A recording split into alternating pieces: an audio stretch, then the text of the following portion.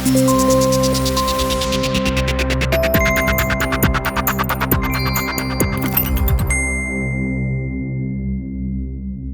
Hannah Rodger.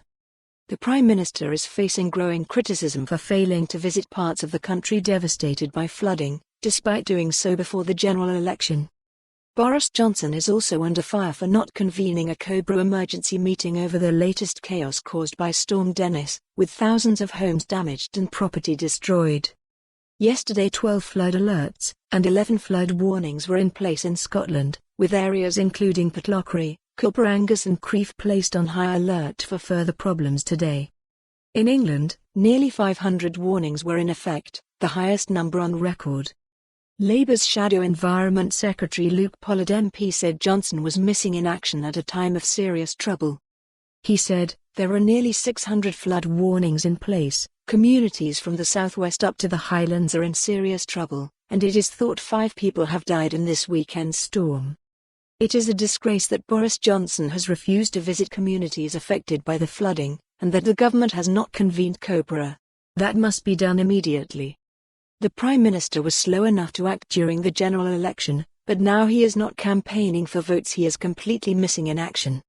During a Downing Street briefing, a spokesman for the Prime Minister highlighted that George Eustace, the Environment Secretary, had visited Yorkshire and said it was right that he and the Department for Environment, Food and Rural Affairs, DEFRA, were leading on the issue. The spokesman said Johnson was receiving regular updates and added, "For anybody affected, flooding is terrible.